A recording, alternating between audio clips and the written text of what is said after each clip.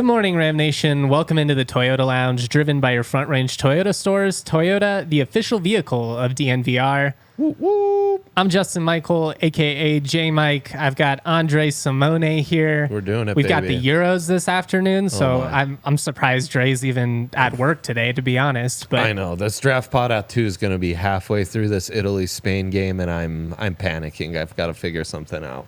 This morning, I'm a mess, too. I didn't bring any of the stuff I needed, so... Yeah, it's expect my mom to call me this morning mid-show. Lots going on. What's your gut on a morning like this? Like, is it excitement? Is it scared? Is it anxiousness? Like when I wake up the day of the border war, I'm hyped, I'm amped, I'm ready, but there's also like this pit in my stomach of like, oh God, like there's just so much at stake today. As I get older, it's... The anxiety and stress just becomes greater and greater. The excitement just lessens and lessens. I wonder how much of that has to do with us having to live our lives like online and having to deal with immediate feedback. Like the worst moments of my sports fandom are met with just immediate trolling and like, hey, you suck, eat it. And it's just like, this is fun. This is good for my brain. Yeah, the difference between a win and loss are so great. So great. It's either going to be magical and I will ride these vibes for months, or it's going to be tragic. There's no in between. Yeah.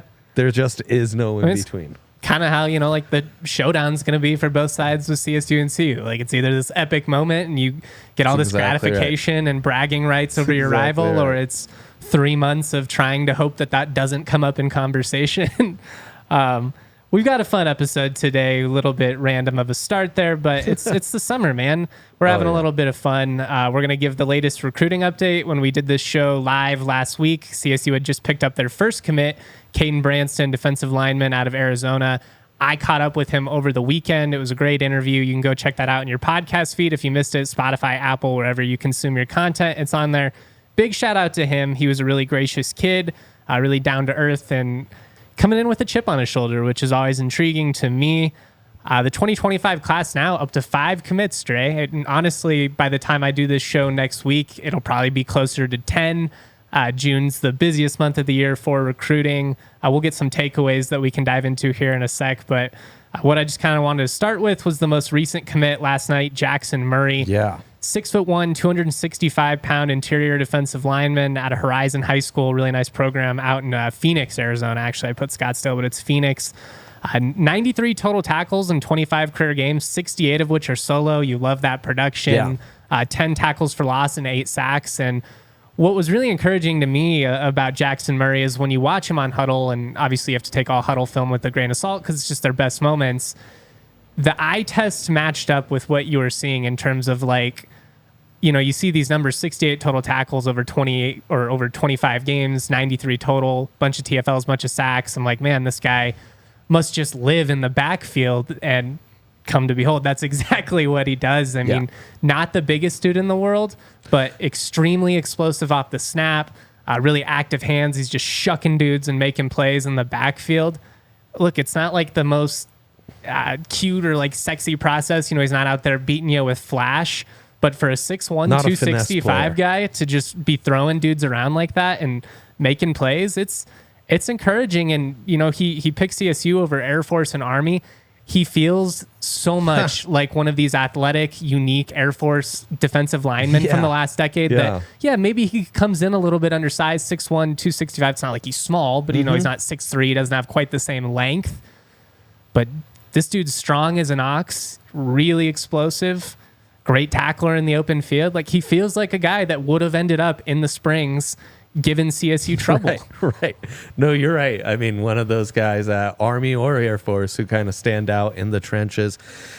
I was honestly, he looks bigger than 6'1", 263. I had the same Obviously, thought. It's in high school, but it's just like he feels like he's got a big frame, like a long frame that he's going to be able to grow into. He is super active, just sideline to sideline, getting in the backfield, active hands, a lot of just length and strength to this guy's game. feels similar to some of those dudes we had on that defensive line I love so much a couple years ago. Patchen, Toby McBride, right? And Manny Jones and all those guys. Yeah. And some of those guys, right, you had so many of those dudes, and they were all kind of defensive ends. Some of those dudes inevitably were playing in the middle, and that's what this kid's doing in high school. Yeah, agreed. And so it's a similar profile, right? It's just a lot of length, strength, active. And I think that's kind of what you need if you're productive. CSU, because you're not going to sign the guy that's 6'4", 315, the 5-star prospect getting offered by Bama, Ohio State. There's just such a small amount of guys that fit that true interior role at the next level. Like if you're CSU, you're not trying to find like a Terrence Knighton type. Like you're just trying to find guys that are, like you're saying, active, athletic, that are strong enough to make an impact on the inside. But, you got to get a little bit creative. And I think the versatility that we're seeing has been very common the last couple of years. All these guys have a, unique athletic profiles. They're not just football players. He's also a track guy, throws discus. Like, they signed they got a commitment from another guy recently, Valenzuela, excuse me. He's going to be a linebacker. He plays wide receiver and safety at the high school level. That's how CSU likes to recruit linebackers under Norvell, is just go get some athletes and then we'll put some size on. Same case, like doesn't have a ton of, like big time FBS offers. Air Force is interested though. Army is interested though. And especially in that front seven, like that's intriguing to me because frankly, I trust Troy Calhoun's defensive evaluation right now. Like that defense for the last decade, in particular in the front seven, has been athletic. Yes. They've moved well, and they've been really dominant physically, which is not really what you would expect from, like a service academy. No. But they go into places like Fort Collins and Laramie, and they just punch you in the mouth. And you expect it with the run game, obviously. But with the way they've stopped the run and with how athletic their linebackers have been, to get guys that they kind of see being in their system, I like that. I feel like that's a win. 100%. I mean, I talked a lot about kind of the identity and how, it felt like Branston and some of the moves that they've made in adding talent has really been kind of to address some of the issues in those matchups against the Wyomings and Air Forces of the world. Those more meat and potato type schools that beat you up in the trenches. And I think this is just another phase of that. I know that some cynics might listen to that and be like, well, you can't put that much focus into those two big games. We haven't beat both of them in the same season since 2016. Haven't beat Air Force, period, since 2016. Yeah. It's just fine with me if there's just a little bit more emphasis of like, how do we turn these games? And it's like, these are the games that kind of dictate the success of your season. Like, how do you do against these local regional rivals? They're also part of a greater problem. The fact that despite having better talent at the skill positions oftentimes than those programs, you consistently get beat up by them is the same reason why you're not able to compete with the Boise's of the world, though. Epic Boise dub last year. And the San Diego States in the past and what have you, is because you've been deficient in the trenches, and because the one coach that was supposed to kind of fix this program in the trenches actually set them back multiple solid 4 years. Yeah. And I mean, COVID obviously didn't help that in their process either of being able to, they were so limited with being able to watch guys in person and have visits. Like that was a detriment to that staff. Yes, it was. Yes, just like being fair to him, among like other things, among also just like not hiring very good position coaches and other issues that came to play, being verbally abusive and all that. A dude deficiency, yes. Dude deficiency. Yeah. It was kind of ironic for being known for being the dude. Like I can't imagine a guy I would less want to spend time with, like less fitting the that guy is a dude. Like I want to hang out with him. Not at all. His vibes were awful. If we did a worst beers draft with Steve Adazio, be very high on that list. That's awesome. Very high on that list. 2025 commits so far. We had, like I said, Caden Branston was the first 6'3", 280 plus pound defensive lineman out of Arizona. We've also now got Jackson Murray, also out of Arizona. Quintez Allen, 6'3", 285 pound offensive tackle out of Georgia. Picked CSU over Georgia State. Antoine Martin Jr., burner, not the biggest dude, 6'1", 185, but runs a 4.45. Had offers from Texas Tech and Kansas State, took a OV to Vanderbilt. He recently committed to CSU, working behind the scenes to get guys like him, Cannon Valenzuela, linebacker as well. I'm trying to get those guys on the pod as soon as possible. We'll be keeping you in the loop, as soon as that all comes together. Just a couple more takeaways before we move, Andre. I have been very encouraged by the consistent pipelines and the success that CSU has had being able to go back to those pipelines. Yeah. Texas, Arizona, Southern California remain very, very prominent feeders for CSU. Mm-hmm.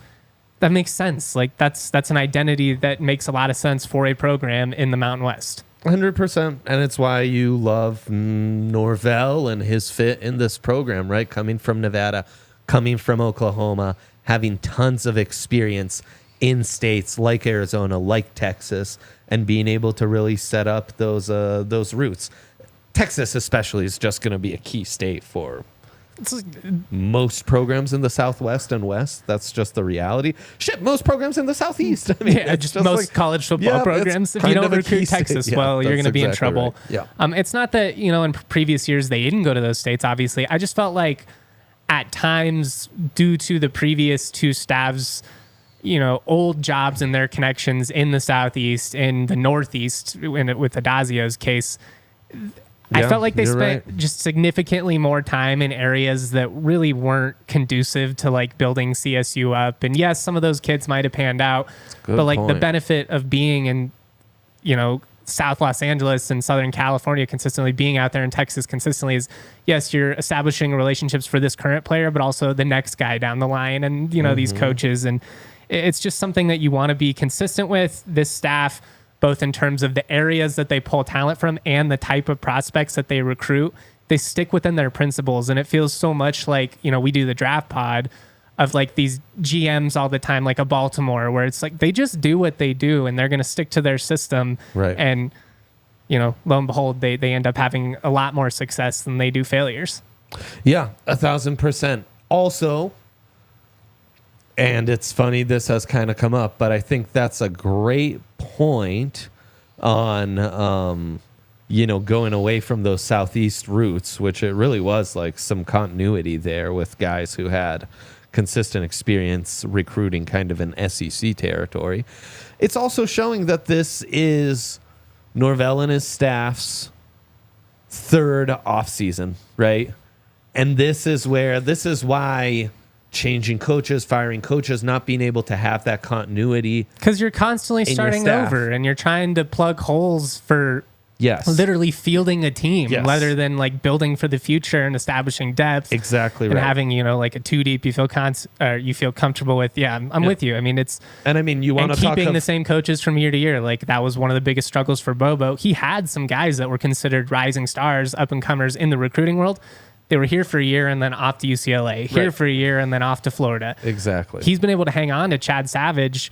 He's 3 consecutive years been the Mountain West Recruiter of the Year by 247, once at Nevada, twice with CSU. So big ups to him. Colton Bosna's, the entire CSU football recruiting staff. Those guys do an epic job. Make sure you guys tune in tomorrow as well, because I'm going to go live again, 10 a.m. I'm going to talk about some of these individuals a little bit more in depth. We're just talking a lot of recruiting throughout the summer. It's recruiting season. Well, and they're actually doing stuff, which is exciting. Also, you want to talk about another advantage Air Force Wyoming have had? It's that continuity. Massive. And it's a big thing I think that people are discounting with just kind of forecasting Wyoming as like continuing this success under Craig Bull, promoting from within. I think that was smart given the circumstances, probably prevented them from having a mass roster exodus. That said, guys like Craig Bowl, it's why I'm so desperate for Troy Calhoun to finally retire or move on to the NFL. Like, those coaches are rare. Yeah, for sure. I want to shout out the homies at Lucy Nicotine, 100% pure nicotine, always tobacco free. Lucy is awesome. It's available in pouches like this. They've also got it in breakers. I'm hooked, guys. I'd never had them before. Lucy, they reached out.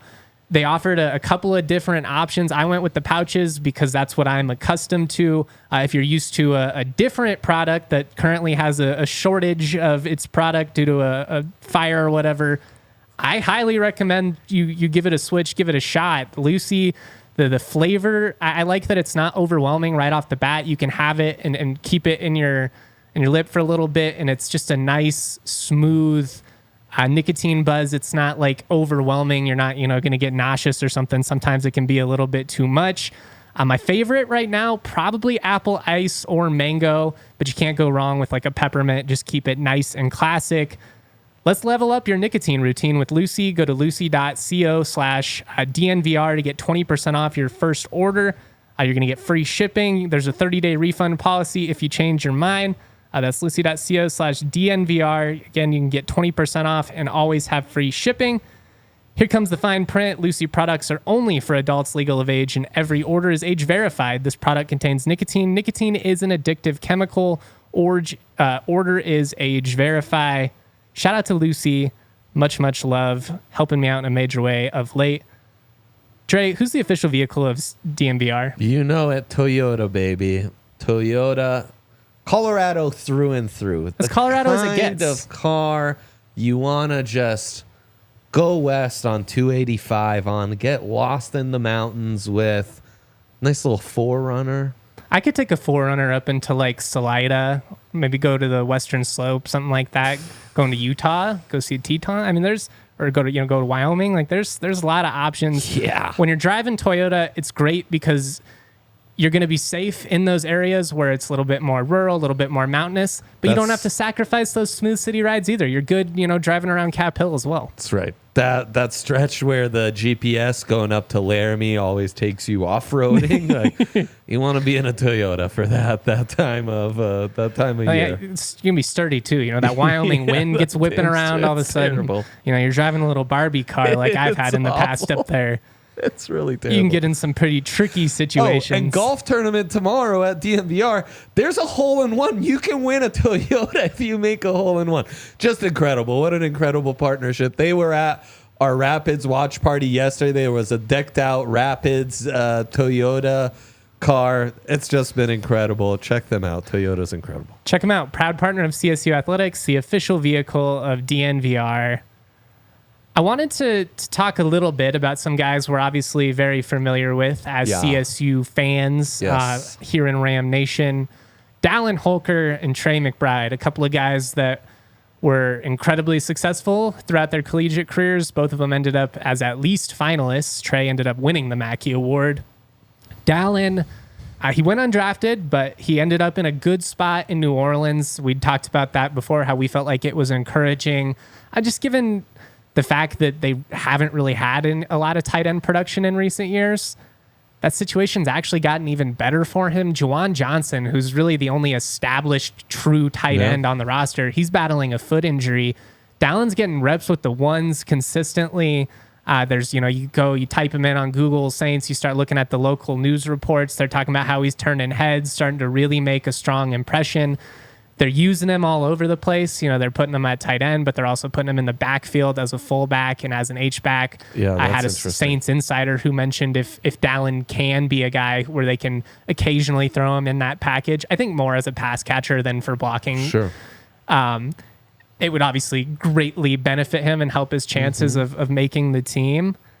Pretty exciting, though. Big things happening for Dallin down in New Orleans. 100%. It's a great opportunity. This is also a team that, of course, traded away Adam Troutman last offseason, so that's opened up space. They didn't draft a tight end in front of him. Of course, he went undrafted. And the Juwan Johnson injury is really intriguing. He also kind of fits a Juwan Johnson-like profile. If that's the kind of tight end type you are interested in, Holker fits well. And, in the backfield, that's going to help him as a blocker as well, because you're going to have a little more of a head of steam. Look, I also think what Trey McBride has done last season is going to help his stock, because they're not exactly the same, right? I mean, Trey has a different, he's bigger, athletic he's a better ceiling. blocker. Yeah. Better blocker, bigger, what have you. But they're both slightly undersized, again, to varying degrees. More move tight ends who are really good pass catchers. Yeah, right. Really skilled getting open underneath and stuff like that. And it's going to be interesting. It's going to be a fun storyline to follow this preseason, because it sounds like he's going to be one of these guys that's really going to have an opportunity to kind of earn a roster spot right off the bat. At the same time, I think the buzz is so that one way or another, he's probably going to end up on a practice squad. Yeah, I mean, I think he's already, even before, they're just now getting into pads, obviously, but I think at very minimum, he's proved enough to be a practice squad guy. And, you know, if he has some good showings in those combined practices / preseason, I know preseason isn't what it used to be, but I would be pretty surprised if he isn't on an active NFL roster at some point during the season. Maybe not every week, but at some point, either in New Orleans or elsewhere. I will say, hopefully it doesn't come at the detriment of another former CSU Ram, Adam Prentice, fullback, still out there in New Orleans as well. Very quietly, like more and more Rams starting to get back in the NFL. There was a long stretch there from like, I'm just spitballing, but like, you know, 06 to like 2013-ish, basically the McElwain era, where it was like you had Dreesen was still in the league. You know, there'd be like an O lineman or two, Shelley Smith with Houston. There were a couple guys that would just kind of bounce around. Corey Sperry gets a cup of coffee in the league. Gartrell gets some looks, but nobody really has an established position. Now, all of a sudden, like you look around and it's, you know, maybe they're not stars, but, you know, we're getting to a point where it's like pretty consistently 8+ CSU guys on active NFL rosters. Yeah, I mean, we've said it for a long while, and part of it is the draft pod, but hasn't been for a lack of talent. Right. Especially the high-end talent has never been lacking. And just hasn't. And there've been some cool stories too of guys that, unlike Trey McBride, who's, you know, more of like a blue chip type prospect, you know, guys like Barry Wesley who walk on at CSU, end up being a 4-year starter, don't get drafted, eventually go to the XFL. He just re-signed with Atlanta, you know, like he's going to be in there too deep. We're going to get Barry on the podcast, by the way, hopefully next week. I'm talking to him behind the scenes. He's out on vacation right now. Much love to the former Ram. We'll get him on very soon. If you have anything you want me to ask him about, send that my way. I do want to talk about Trey, though. I think that's a good transition of, one, it helps to kind of get the benefit of the doubt. I think guys, when you come from certain programs, maybe you're going to get more chances. Like if you're a tight end coming out of Iowa at this point, you might get 2 or 3 looks instead of just 1 look, because that's a program that's proven to produce. CSU had developed that nickname, wide receiver U. It's been a lot about the tight ends of late, though. Trey McBride has had an awesome ascension in Arizona. Really, the second half of the year was basically the most statistically consistent producing tight end in the league in terms of targets and catches and yards and all that. What I want to ask you is, going into 2024, should Trey already be considered a top 3 tight end in football?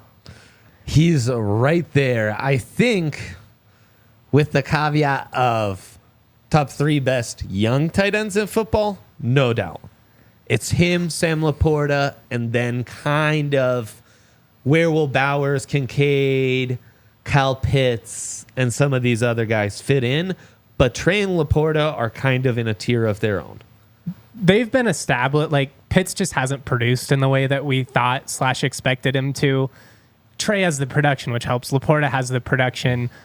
I do think that is an important caveat, because obviously when you look around, there's obviously some big time veteran tight ends still in the league. You know, Travis Kelce's still active. George Kittle, I think, is probably pound for pound the best tight end in football if you're including every aspect of playing the position. Yeah. Mark Andrews coming off of an injury. Kittle hasn't been healthy in a minute too, though. Kittle's battled some injuries. Yeah. That's the consistency's been tough. It's why Kelce stands out above the rest in a lot of ways. I mean, the level of consistent production he's been able to churn out. Production's just insane. It's hard to argue with. Now, last year we started to see maybe he's losing his cracks. Set. Yep. Which makes sense. He's what, like 36? Absolutely. Hey, man, and it's a demanding position for sure. And I think it's a demanding position the way guys like Kittle play it, especially.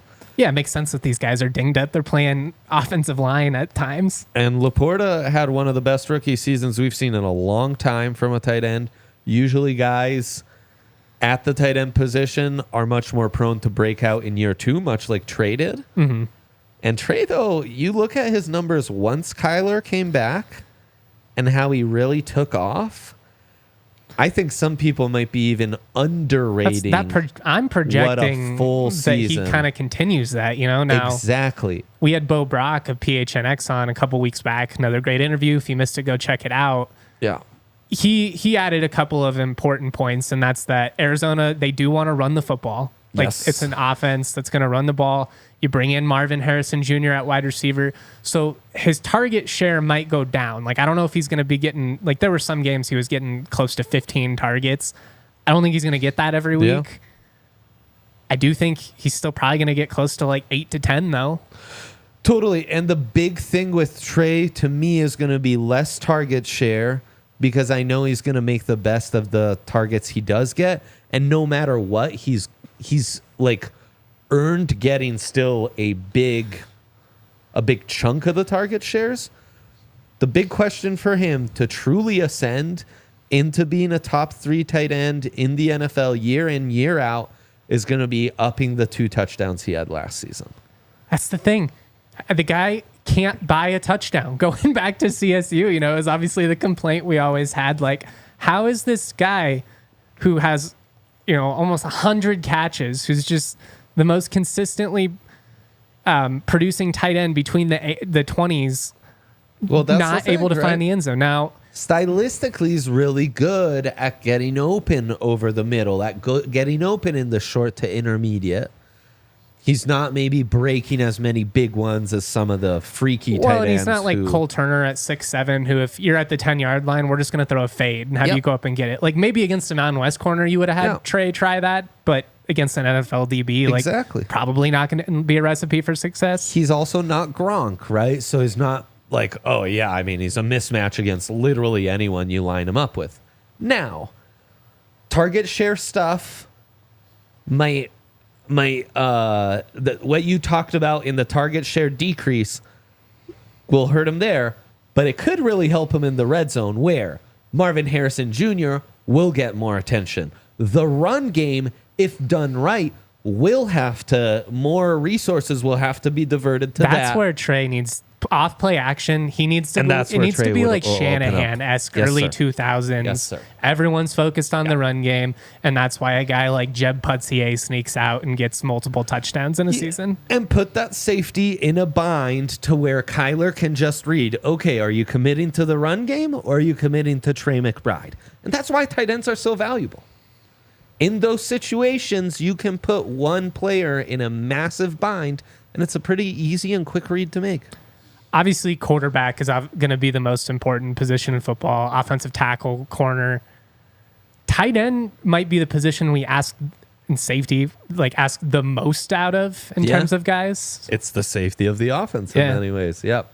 Yeah, 100%. And I think we did notice a trend in the playoffs where a lot of those playoffs teams had pretty good tight ends. Great tight ends. Trey's got a really bright future. So bright, he should put on some Shady Rays. Get ready for the season ahead with shades built to last, We left them upstairs. Our green ramp shades.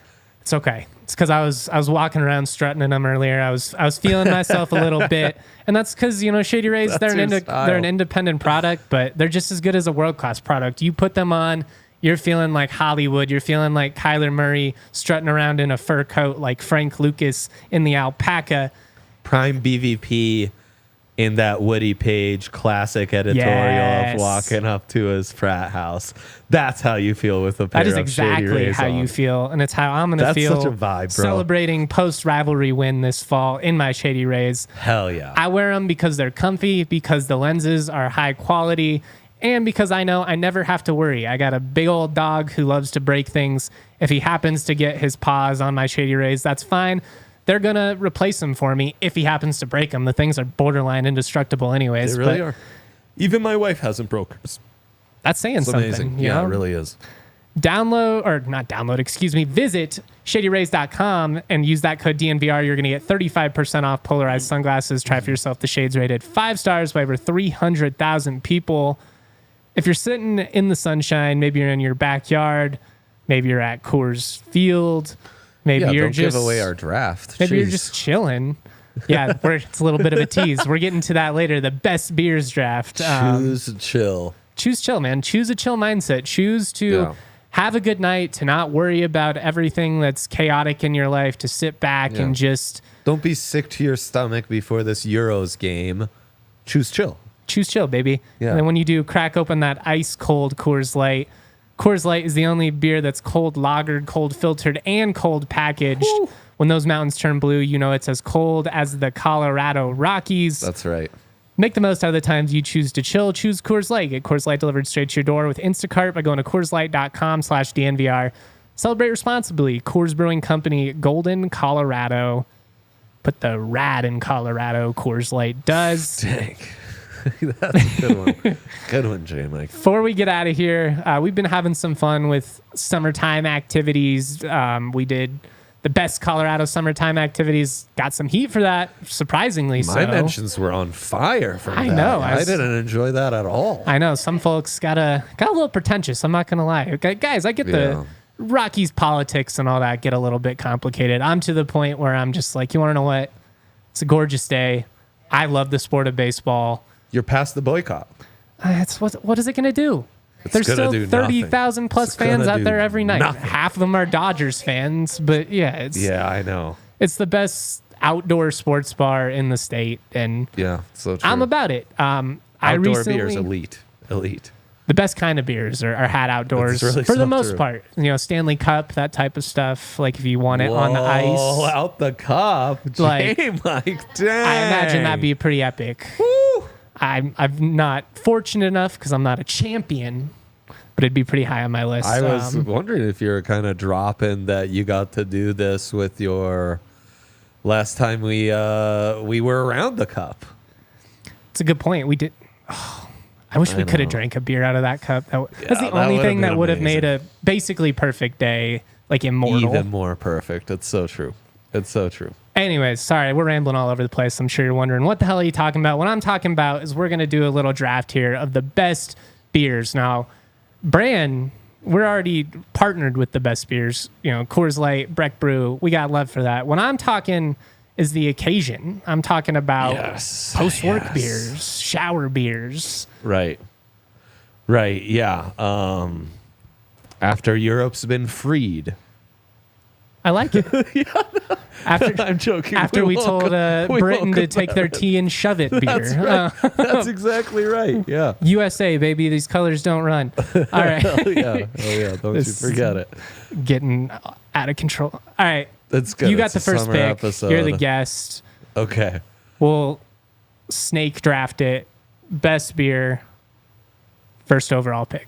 On the beach. On the beach, it's just the vibe. It's summer, that combination of the cool air off the... you got a lime in there? Yeah, a lime is preferred.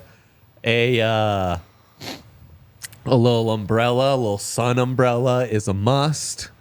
And you just... Bucket Hat Dre comes out on the beach and get me a cold one and all is well. That's a good one. Yeah. I'm going to go similar vibes, just different aesthetic with the campfire beer, sitting around the campfire. It's a good one. Very Colorado. Oh, yeah. It's been a long day. Oof. You got the tent set up and everything. You got a hot dog on. You're kicking back. Oh, man. Because camping is kind of stressful at first. Like, you get there and it's like, all right, like, this is going to be fun so long as we can set up shelter, have access to dry wood, water. We're such warriors. We need, really, if there's someone out there who can help J. Mike and I, like, de-stress a little, please reach out. It's clearly a theme here. I can tell you that I am a good guy to go camping with because I will never be unprepared. That's sick. I'm supplies on supplies guy. You're like, oh no, my air mattress. I'm like, oh, you need a valve? There you go. Oh, wow. My guy's an expert. That smell is so elite too. Campfire. If you have the Nuggets guys did a smells draft, didn't they? Campfire would be very high. It was. It definitely was drafted. Okay, snake draft. You are up next. Keeping it along the same lines, and I'm going with the by the river beer. Yeah. No, I mean, it's gonna be a lot of outdoor beers. There's no doubt about that. Outdoor beers. I mean, you could say, I guess you could say stream, side, creek, whatever. Just like, roaring water, sitting there. I love that sound, very peaceful. Hopefully the bugs aren't too crazy. Yeah. But that's very much my vibe. Like the campfire beer, the creekside beer. That's a good time. Like, okay, I won't give away another pick, but yeah, totally. Okay, how about this one? And we're gonna have to workshop all together how to actually put this in writing for the draft. At sunset while eating outside, like a patio meal, having a brew while the sun is setting. So do like sunset patio dinner beer. Yeah, I mean, I know it's not the shortest. Yeah. Oh, there you go. Yep. She's a legend. Well done on you. Well done, Alyssa. Where are you going next? Post/mid hike. That's a good one. You pack the backpack, you go on a nice little hike, you find your perfect spot. I mean, if it's a Coors Light, especially a mid-hike beer, that's refreshing. Mid-hike is like perfect. You find your spot. You often have a spot during the hike where you know, like, okay, this is where we're going to stop, settle down. Maybe you packed a little lunch, picnic time. A little turkey sandwich. Often, though, it can just be a beer cool down. Whoo! Those are elite. I'm going to go with a beer at the baseball park. Obviously, Coors Field happens to be ours, but I think anywhere in America, you go to a baseball game, you have an ice-cold beer, that's a good vibe. Yeah, that's a good time. Usually you're going to have some nachos or glizzy with it, so all is well. You are up next. You only get one choice for this. Maybe this will be a draft for next week, but if you only got one pick for your snack at a ball game, you a hot dog guy, you a nachos guy, popcorn, you get one. Peanuts. Yeah, I'm dirtying the fuck out of that place. I love an outdoor beer. I also love to be a savage with my peanut shells. Throw them everywhere. Not enough places left where you can do that anymore. No. I'm actually kind of surprised it's still a thing with all the nut allergies and stuff. It's kind of crazy. I'm ashamed of how much I love it. It's part of the look. When you go to a baseball game, inherently there's a little bit of danger. You might get hit by a foul ball. You might slip in somebody's beer. You might be allergic to peanuts, and Dre throws a shell on you, and you go into shock and go to the hospital. I mean, things happen. That's exactly right. Pretzel might be my second pick on that one. I'm a good soft pretzel with cheese. That's tough to beat. Yeah. Along the lines of a mid-hike, post-hike beer, I'm going post-ski beer. You've been on the slopes all day. That's a good one. Yeah, that's a good one. No doubt. I guess I got one more pick here. You're Colorado AF on this one. Bless you. No, I think that's it, J-Mac. I think you just had 2 picks in a row. Oh, I did baseball park. Yeah, you're right. Yeah, my bad. Hey, we all want to win drafts. I get it. The order's an order. I'm going to stall for a second. As we've said in the chat, if you are watching on X, come join the chat, roast us on Toyota chat on YouTube, baby. On YouTube, much better experience. And leave us a thumbs up, please, as you do as well.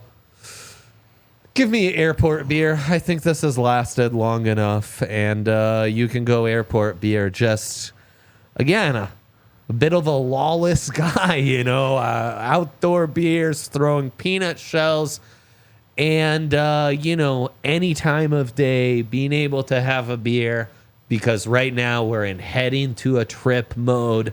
Nothing else matters. All our problems we will deal with when we come back to vacation. We're just having a beer and forgetting anything exists and embracing that trip life. Great value. I think certain people would take airport beer probably in the first round. Exactly. Here's maybe a hot take for you. I think airport beer might be the most overrated of beers. Wow. Getting price gouged. Paying out the wazoo. if you're going on a plane after it, you're setting yourself up to have to pee in those terrible airplane bathrooms where they're all claustrophobic. What is that smell? It's so bad. I just, I'm certainly not turning down an airport beer. Yeah. The airport in general, like, I don't think good things happen in the airport. Like, the best thing that happens is just you got to your place successfully without losing your stuff. It's a bad place. Anything else that goes on in between, I'm just trying to, like, kind of avoid the madness. But maybe the beer helps with that. You make some good points. You make some good points. It does help decompress and kind of forget about everything you just mentioned. That's a good point. The great equalizer. It giveth and it taketh. Yeah, exactly. Final pick. Oh, boy. Final pick's a tough one because we still have a lot of good choices. So much value left on the board here. Give me Tailgate. It's a vibe. It's what you want to do in the fall. It's outdoors. I love outdoors. Most of my outdoors drinking is more summer inspired, but a good tailgate beer, that's one of those times you are allowed to get that brewski outside in fall and winter, and you got to embrace it. It's a real communal thing. That's a good value pick. That might be the steal of the draft. Thank you. I could go post-golf beer, which I know a lot of people would get that. But I don't golf, so that feels like disingenuous to me. Yeah, it feels off-brand, frankly. I would love to golf. I cannot afford the sport. Hell yeah. I'm going to just go kind of generic, and this is maybe not the most fair, just a general celebratory beer. Did you graduate from college? Have a beer. Get a promotion? Have a beer. Did your team just win? Have a beer. My brother got engaged? I had a beer. That is sick. Celebratory beer. You're covering a lot. That's what I'm saying. You're covering a lot here. Might be almost too broad for me. We might have to challenge this one. We'll come back and deliberate. Yeah. Let the people decide. Yeah. No, open for interpretation. Incredible. Well done, sir. Well done. This has been a blast. Like I said, I will go live again tomorrow morning at 10 a.m. We're talking more recruiting. I'll talk Torrey Horton. PFM listed him as one of the top 10 draft eligible wide receivers for 2025. I think that's maybe underselling it a little bit. I think he's probably flirting with top 5. We'll get into all of that fun stuff. We got the golf tournament again tomorrow. You have a chance to win a Toyota. There's all kinds of other prizes. It's going to be fun. We got DNVR talent out there. Good people, good vibes. Everybody just having a good time. Big thanks to Alyssa on the sticks, making all our dreams come true. Best producer in the world. Shout out to my guy Dre. Couldn't do it without him. And make sure you're locked in because I'm going to have all kinds of recruiting content coming out this weekend, both written and podcasts. We're going to get some Die Hard only content going on the recruiting side. I got a basketball feature coming. So make sure you're locked into all things CSU right now. I've always got you covered. I'm always proud to be. Much love, y'all. Peace. We all silly like the mayor.